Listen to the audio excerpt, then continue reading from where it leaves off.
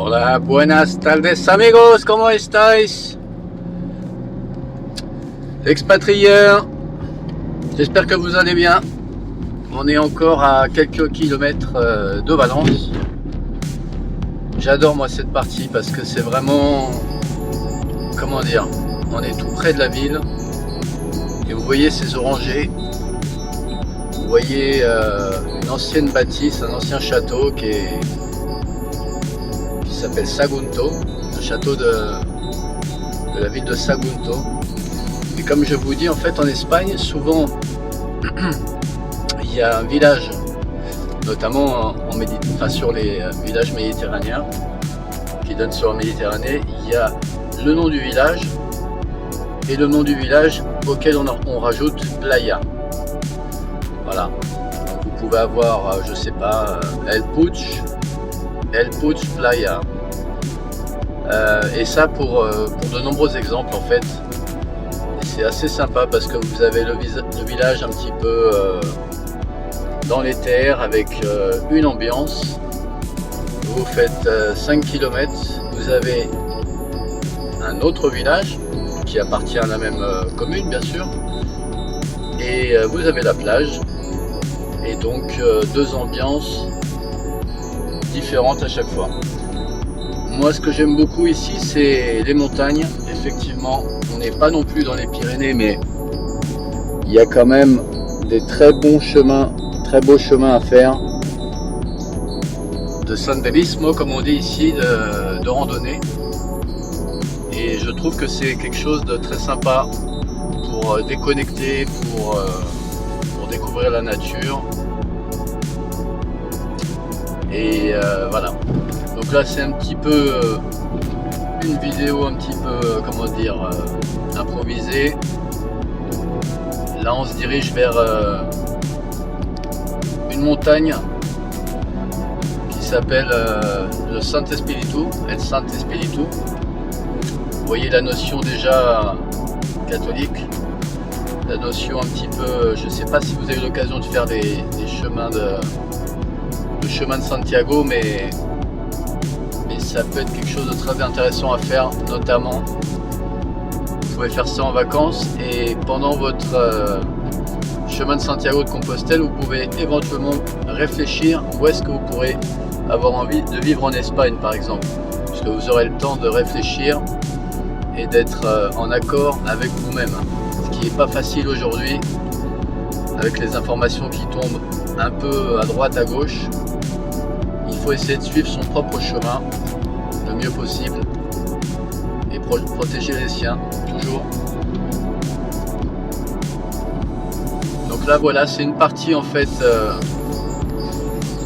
on est, je me répète, à une vingtaine de kilomètres de Valence où ça bouge beaucoup. Les fallas, comme je vous disais hier, vont commencer très bientôt.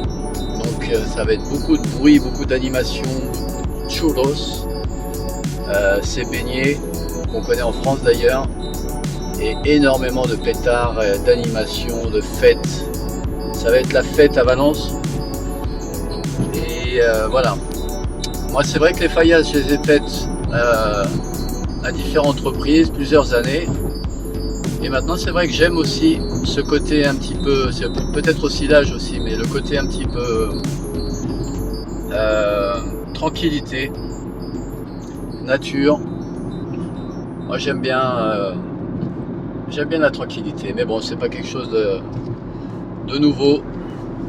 Quand on a la quarantaine passée en général, on aime, on peut aimer faire la fête, mais aussi on apprécie énormément ces petits moments pour soi avec la nature. Donc là on s'y rend en voiture bien sûr parce que c'est pas forcément à côté, mais c'est très sympa. Moi j'adore monter un petit peu dans les montagnes comme ça. Et je voulais vous dire autre chose, parce que j'ai oublié de vous le dire la dernière fois, mais surtout j'ai voyagé pas mal dans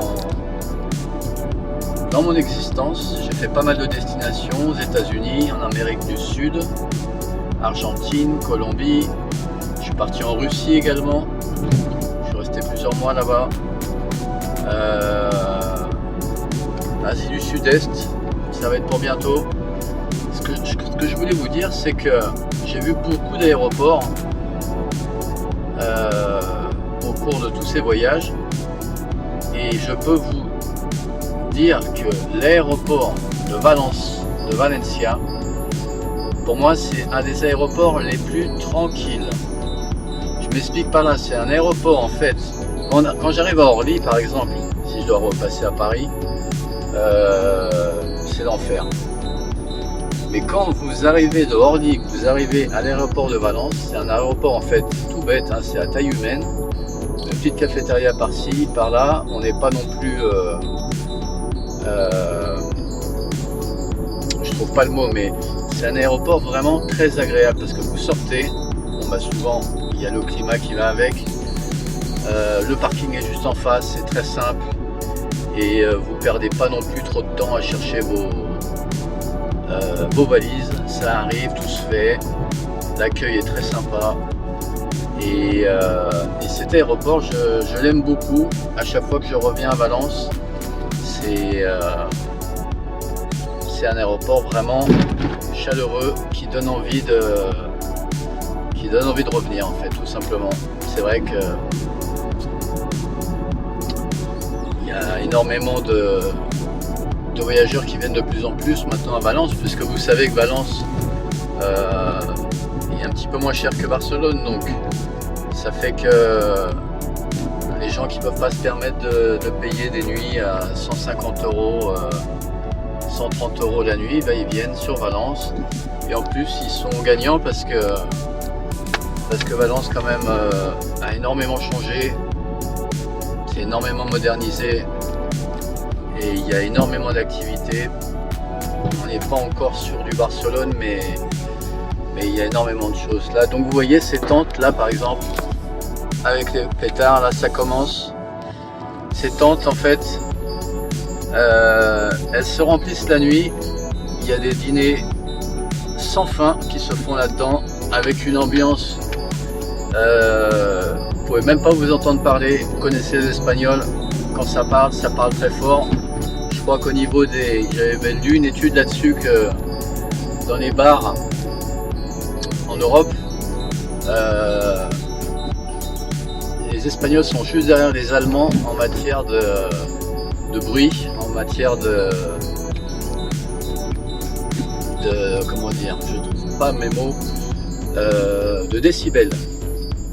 Les Allemands sont les premiers visiblement, et les Espagnols arrivent juste derrière avec des pero bueno, te voy a decir tío, es que no puede ser. C'est vrai que les Espagnols, ça parle fort, c'est le soleil leur a donné une manière de s'exprimer très spéciale, mais moi ça m'avait énormément plu. Je trouve ça très, très sympa, c'est convivial. Ça peut embêter certaines personnes qui sont un petit peu sensibles, etc. Et moi je trouve que ça donne un côté vivant. La population espagnole est vraiment une population d'ordre général, puisque l'Espagne est divisée en communautés autonomes, comme vous le savez, mais les Espagnols sont quand même un peuple, autant que les Portugais d'ailleurs, hein, sont une population très sympathique. Faut pas faut pas les embêter, mais moi ça m'est jamais arrivé. Puis même en 10 ans, franchement, on s'entend très bien. On s'entend très bien. Il faut du respect. Il faut déjà, quand on parle la langue, déjà c'est vrai que ça leur fait plaisir. Quand ils voient en plus que voilà, on fait un peu plus qu'un effort de parler bien la langue, on parle très bien, il n'y a aucun souci. C'est vrai qu'après, si les Anglais qui viennent à vivre en Espagne et qui au bout de 10 ans d'Espagne savent juste dire hola que tal, ils sont peut-être un peu moins respectés, mais si vous parlez très bien la langue, et il y a énormément de cours de langue gratuits à Valence notamment, et dans le public vous pouvez trouver des écoles qui donnent des cours de langue Et si vous travaillez, vous aurez le résultat de vos fruits et l'expatriation se fera encore mieux parce que vous pourrez vraiment parler de tout avec tout le monde. Et c'est quand même quelque chose de très très sympa. Donc là on se rapproche du Sant Espíritu, qui est un lieu aussi très connu pour quand les beaux jours sont là pour faire des barbecues en plein air. On y va entre amis et on se fait des parillas, on se fait des côtes de bœuf, on se fait des saucisses, des chorizo à la plancha et tout ça dans une bonne ambiance au milieu de la nature. Voilà, parce que c'est vrai que des vidéos de Valencia c'est sympa, mais je voulais aussi vous montrer des côtés un petit peu plus rustiques, un petit peu plus naturels, qui à moi me plaît aussi. Donc là vous voyez, ça monte. Là on est quand même, si vous montez en haut du Mont Espíritu, du Sant Espíritu, vous n'allez pas cracher vos poumons, c'est pas ça que je veux dire, mais c'est un effort à faire, mais c'est très salutaire. Et il y a une très belle vue de là-haut, très belle vue sur toute la côte. On voit même Valence. Donc voilà, on y arrive petit à petit. Vous voyez, Sant Espíritu, parce que c'est en valencien ici. Et on continue à monter la montagne. Là c'est vrai qu'à cette période de l'année c'est très tranquille, il fait encore un petit peu frais, donc il faut se motiver pour monter, mais c'est très sympa. Voilà, et là on arrive, voilà, j'arrive un petit peu tard, c'est dommage, il n'y a pas la luminosité qu'il y a d'habitude. Et vous voyez,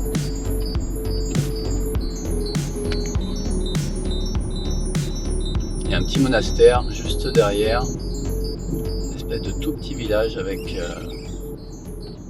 voyez au bout de ces pins, on va y aller d'ailleurs. Donc vous voyez, c'est bourré d'oliviers, et là pour faire du senderisme, pour faire de la randonnée, c'est vraiment super. On peut y aller en vélo, on peut y aller à pied. Il y a des petits restaurants très sympas ici pour venir manger après avoir fait les efforts. Donc le petit monastère dont je vous parlais, il est là. On va continuer et on va faire demi-tour. Hola, buenas tardes, ¿cómo estáis? Voilà. Je ne vais pas monter davantage. C'est vraiment un chemin très reconnu.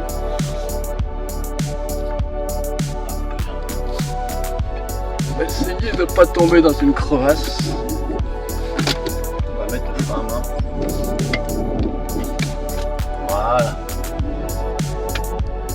Et là on est sur la redescente.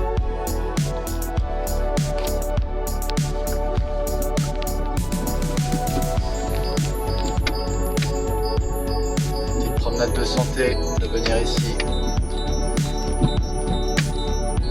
Là je vous le recommande si vous venez sur Valence. C'est vraiment un coin très zen. Des oliviers de partout, très beaux arbres, beaucoup de tranquillité. Les gens viennent ici pour marcher, pour justement chercher un peu de calme aussi. On en a tous besoin. Et voilà, donc là vous avez la partie, vous avez les barbecues. Excusez-moi pour... Et là regardez, on est en haut de la... On peut voir le haut de la montagne avec la croix. Et le but c'est de monter jusqu'à là-haut. Après si vous êtes chrétien, ça peut avoir une valeur un peu comme... oui, une marche symbolique pour aller en tout qu'à faire certains efforts pour aller jusqu'à là-haut. Voilà, donc ça c'est le parking principal. On est arrivé. Comme vous voyez, il n'y a pas grand monde. Mais cette montagne, en manière de parler, c'est pas non plus le Mont Blanc, mais je la trouve magnifique. On va essayer de se mettre devant.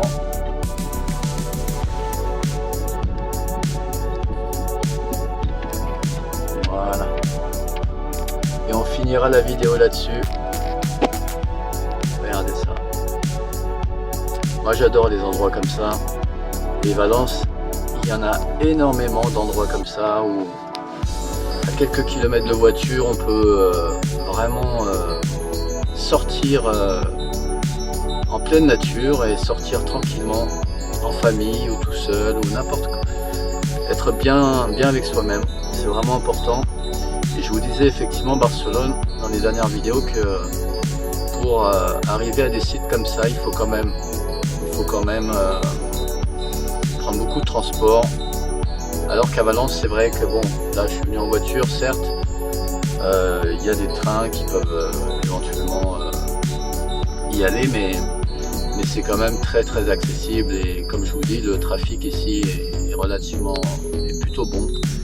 Donc voilà, ce sera la fin de cette vidéo, j'espère qu'elle vous aura plu. Et n'oubliez pas sur YouTube, maintenant que j'ai vu que vous commencez à vous abonner un petit peu, ça me fait plaisir. Mettez les thèmes qui vous intéressent, mettez les questions qui vous intéressent personnellement, que je pourrais traiter. Et je vous souhaite une bonne continuation de semaine et je vous dis hasta luego.